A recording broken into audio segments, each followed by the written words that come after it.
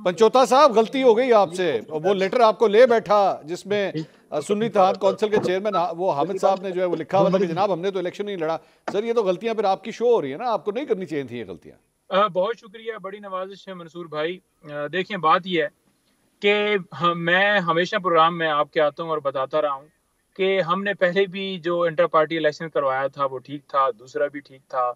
बल्ले का निशान लिया गया, आपने किसी को जूती दिया, किसी को के दिया, किसी को प्याला दिया, किसी को नलका दिया, किसी को कुछ दिया। उसके बावजूद कोशिश क्या थी? कोशिश ये थी कि पाकिस्तान तरीके इंसाफ किसी तरीके से इस पाकिस्तान से उसको मिटा दिया जाए, इमरान खान का नाम मिटा दिया जाए। जैसे आप देख रहे हैं कि मीडिया के ऊपर बैन है, तकरीर हो, तस्वीर हो या कोई भी चीज हो। इसी तरह पूरे इलेक्शन के अंदर कोशिश की गई कि सफाई हस्ती से नाम मिटाया जाए, लेकिन आपने देखा कि पूरे मुल्क ने वोट दिया और जो निशानात थे सारे उनके निशानात के बावजूद पाकिस्तान तरीके इंसाफ मेजोरिटी में आई। अब फॉर्म 45 में हमारे जीते हुए उम्मीदवारों को फॉर्म 47 में हरा दिया गया। नेक्स्ट बात ये लेकर आ जाएं कि जिस दिन हमने टिकट्स जमा करवाने थे उस से एक दिन पहले फैसला आता है और ये कहा जाता है जनाब के आपसे जो है बल्ले का निशान लिया जाता है। उस वक्त हमें जो है वो टिकट्स जो हैं वो जमा करवाने पड़ते हैं सुन्नी इत्तेहाद काउंसिल से, फिर वो वापस लेने पड़ते हैं, आज़ाद उम्मीदवार हो गए। और ये सारी सूरत हाल इस तरह से गैर यकीनी रखी गई थी कि किसी तरीके से पाकिस्तान तरीके इंसाफ को हटाया जाए।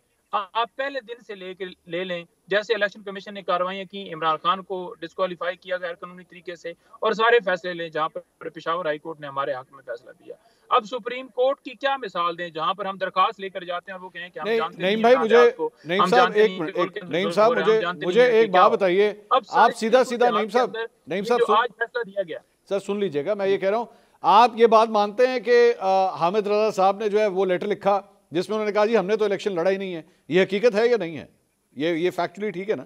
देखिए वो जो लिस्ट की बात हो रही है ना वो 206 के मुताबिक हो रही थी और उसमें ये पूछा गया था कि आपकी जो जनरल जो आपने टिकट्स दिए हैं खवातीन के हवाले से, वो रिजर्व सीटों के हवाले से बात नहीं थी। और उन्होंने ये कहा था क्योंकि हमारा कोई उम्मीदवार जो है वो हमारी पार्टी से खड़ा नहीं हो रहा, और यही सूरत हाल रही। लेकिन आप ये देखें कि सीटें हमारी हैं और वहां पर PMLN भी, पीपल्स पार्टी भी, ये सारी जमातें पहुंच गई हैं वहां पर सीटें हमारी लेने के लिए। और आज आप देख लें कि फैसला किस तरह से आया कि हक हमारा है और हमसे हमारा हक छीन के किसी और को सीटें जो हैं वो देने का फैसला किया गया है।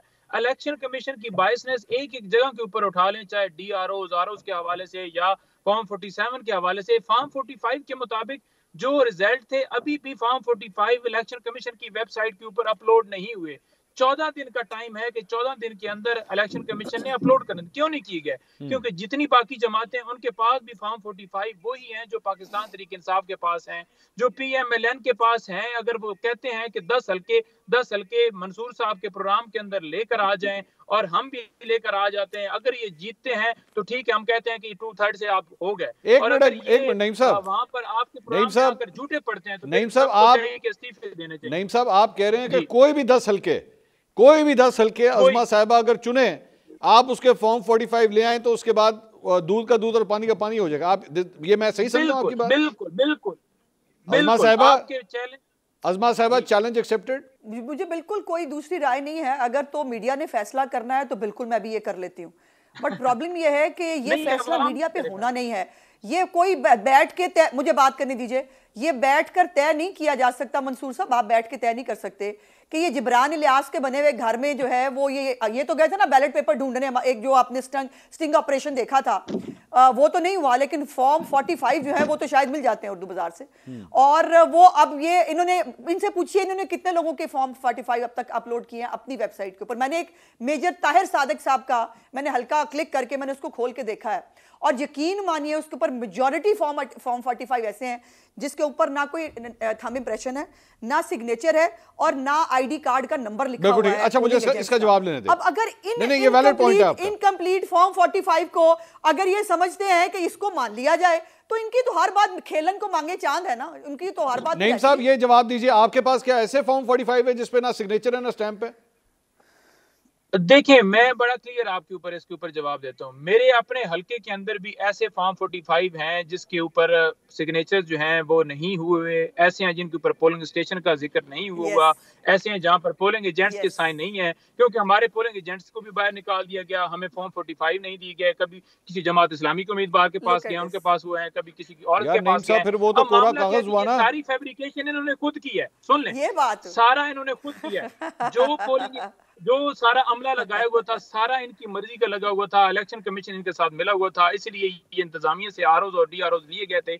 मैं ये कहता हूँ, जो इनके पास फॉर्म 45 हैं वो आप लेकर आ जाएं, हम भी लेकर आ जाते हैं। ये अपने फॉर्म 45 क्यों नहीं अपलोड करते? यार नईम साहब, नईम साहब मेरी बात सुने, करते हैं ना, नईम साहब उसी मेरी की बात हल्के सुने, के ये निकालें। नईम साहब अभी मेरी तक बात तो सुने, अपलोड क्यों एक नहीं हो मिनट रहे? में मैं बात कह रहा सुने हूं, नईम साहब, मेरी बात सुने, नईम साहब मेरी बात तो सुने एक मिनट। ओरिजिनल अगर है इलेक्शन कमीशन के पास, यार इलेक्शन नईम साहब मेरी कमीशन बात सुने एक मिनट। अपलोड कर देना ओरिजिनल, क्यों नहीं कर नईम रहे? साहब मेरी बात ये आप गलत गली में जा रहे हैं। अगर ये इतने तगड़े हैं ना कि इन्होंने आपको वो फॉर्म 45 नहीं दिए, तो आप यकीन करें ये इतने भी तगड़े होंगे कि इनके पास वो वाले सही वाले फॉर्म 45 भी होंगे जिसपे नंबर शंबर सारे सेट होंगे। मत जाएं इस गली के अंदर। नहीं नहीं, मैं गली के अंदर बिल्कुल जाऊंगा। मैं कहता हूं कि ये इस हलके से, किसी हलके से, मरियम नवाज साहब अपने हलके से जो खुद हार गई हैं, वो फॉर्म 45 सारे लेकर वेबसाइट के ऊपर डाल दें। इन्होंने सारी फैब्रिकेशन करके फॉर्म्स 47 के अंदर सारी धांधली करके इन्होंने हमारे जीते हुए उम्मीदवारों को हरा। 1-1 लाख से ये अच्छा चले, मैं मुनीफ साहब से राय लेता हूं। 1-1 लाख से हारे हुए उम्मीदवारों के इन्होंने जेली तौर पर चेंज करके जो मुनीफ आरोप इनके साहब, साथ मिले हुए थे, इन्होंने सारे मुनीफ साहब